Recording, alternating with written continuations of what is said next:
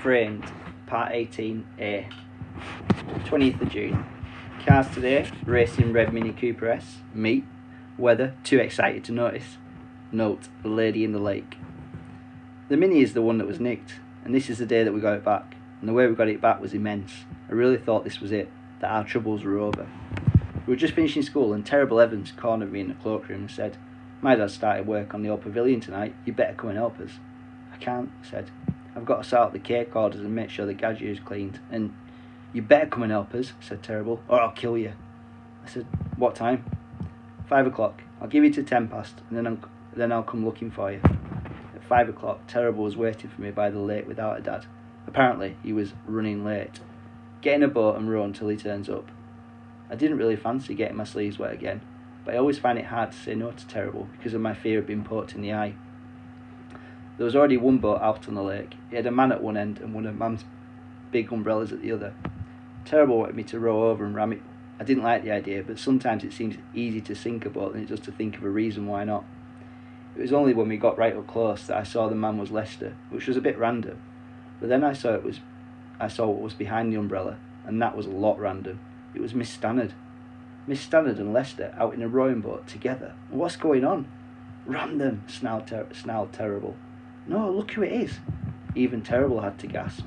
Miss Stannard seemed to be shouting at Lester, but she was going on about art again. He was so busy listening to her that he didn't even notice us. "Quentin," she was saying. She calls him Quentin. "The whole point of art is to rescue something of ourselves from the ravages of nature. By those criteria, of course, the whole of manhood is a work of art. It's very difficult to live up here. Just being alive is a work of art. The Selwood sisters live halfway up the mountain, and they keep their hair that preposterous shade of blue. Surely even a prig like you can see that they're a work of art. They're something, but they're not art. I don't know why you want them to be a work of art," and more stuff like that. Miss Stannard was using her patiently explaining voice, which is the voice she uses when she's finally run out of patience. I thought she might be about to drown him. Terrible said, "They're in love." "What? Listen to her. She's shouting at him. She hates him." "That's how people talk when they're in love, you moron," said Terrible. Lester finally noticed we were there. He gave us a little wave and carried on rowing, while Miss Stannard carried on patiently explaining. Big Evans finally turned up. He backed his Montego up by the steps of the old pavilion and took shovels, mops, buckets and bolt cutters out of the boot. "Oh," he said to Terrible when he saw me, "you brought your little friend along to help." "He's not my friend," she said. "He's an idiot. He came because I told him to." "Fair enough," said Big. "Gonna help us clear this place out then, Dylan, if you like. We're going to see if it can be restored, and after that we think this bit of grass in front here has the potential as a putting green. What do you think?" "Okay." The old pavilion had massive doors that folded back like fire station doors. In the winter you could open just the middle bit so that it stayed warm and dry inside. In the summer, if it wasn't raining, you could fold the whole thing right back and let the sun shine in. Now though, the doors had great planks of wood nailed across them, top and bottom, to keep them shut. The windows were boarded up and the steps were all covered in bird muck. "We'll start with the doors," said Big, and he gave me and Terrible each a claw hammer so we could get the nails out of the planks. It was easier than you think. The wood was soft and the nails slid right out. They were still quite bright and shiny. You wouldn't think they'd been out in the rain all that time. We got the bottom planks off and stacked them up on the potential putting green. Big had to help us with the top ones. As soon as he pulled out the first few nails though, the whole thing started to look a bit wobbly, and then suddenly the whole front started to fall off. Big stuck his hands in the air quickly and yelled, "Go on, get back!" and we ran off the porch onto the grass. Then he walked his hands backwards up the door towards us so that it came down slowly. We rushed forward and grabbed the edges and helped him lower it, and there it was, the old pavilion with its front completely off like a doll's house. Inside we could see the famous snooker table shoved up against the wall with a dead pigeon lying on top of it, and cobwebs that were so thick they looked like washing hanging out to dry. But we didn't notice these things at first, because there, tucked neatly into the far corner, was something else. A Mini Cooper S, racing red. Our Mini Cooper S. I yelled, "That's ours! The one that got nicked, I found it!" "All right," said Terrible, "it's just a car." But I thought it was going to explode. Ever since it had been nicked, I've been wanting to find a clue as to who nicked it, and now I've found the whole car. I said, "Wait till Dad hears about this." As Big Evans said, it was unusual to find a stolen car at all, and even more unusual to find one in such perfect condition, and most unusual of all, The keys to the ignition were tucked under the sun visor, on the driver's side. It's all a bit mysterious, he said. And the real mystery is how the hell they got it in here, up the steps and through the door and round the back of the snooker table. I said, pure manoeuvrability, Mr. Evans. Anyone who's seen the film The Italian Job. Oh yeah, I love that film. Will know that the Mini can easily cope with flights of steps and can turn on its own axis to slot into the narrowest space. Excuse me, said Terrible. Who cares? Mr. Evans started the engine and bumped the Mini down the steps and out onto the grass. It was a bit dusty, but that was all. By this time, Lester and Miss Stannard were getting out of their boat. Lester had managed to row all over the lake without getting a drop of water on his shirt, or even his shoes. Miss Stannard said, What's this then, Dylan? I told her what had happened and I showed her the Mini. Now that, said Lester, is a work of art. No, said Miss Stannard. That is a work of engineering. Well, let's not go down that road again. No, let's not. Though I would point out that it's a very striking colour. I wonder why they put it in the pavilion.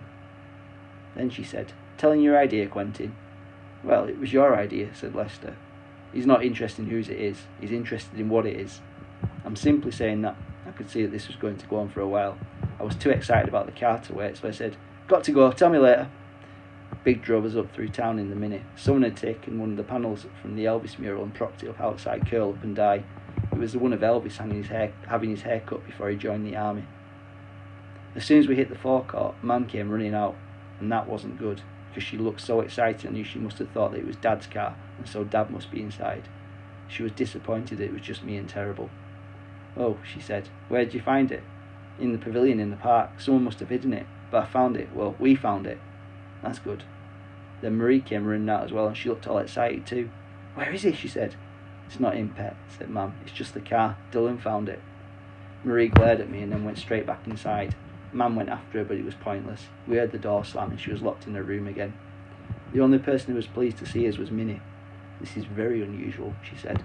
Normally, if a car is used in a bank robbery or a drive-by shooting, they burn it out. Maybe it wasn't used in a bank robbery. Why would anyone steal a car then put it in the pavilion? This is truly fascinating. The point is, I found it. This makes up for losing it in the first place, doesn't it? Mam said, It's very good, Dylan, very good. So you'll tell Dad, won't you? Phone and tell him that we got the car back and that I found it. Yes, of course I will. And about the oil change as well? Yes. Isn't this the best thing ever? It's very good. And later on, something else brilliant happened. Miss Stannard and Lester came in and she said, Tell them, Quentin. He coughed like he was about to make a speech. Well, I am, as you know, impressed and touched by the way the villagers responded to these paintings. I said, What village? This village. This is a town. Do you think this is a village? Let's not get involved in geography. The point is, I'm impressed and I would like to pay tribute. At last, Hidden Beauty finally was admitting that Manard was legend. What kind of tribute, said Minnie. An immense kind, that's what.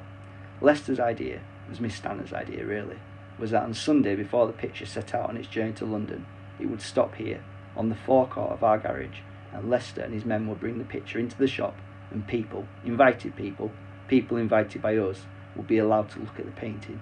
A private viewing, he called it. It's kind of a thank you present to Manard, and especially to you, Dylan.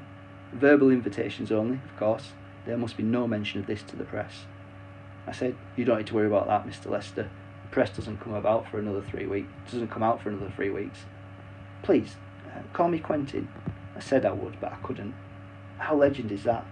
We wanted the Oasis to be more than a garage, and now it was a copier centre, coffee shop, and the National Gallery. Beat that, little chef.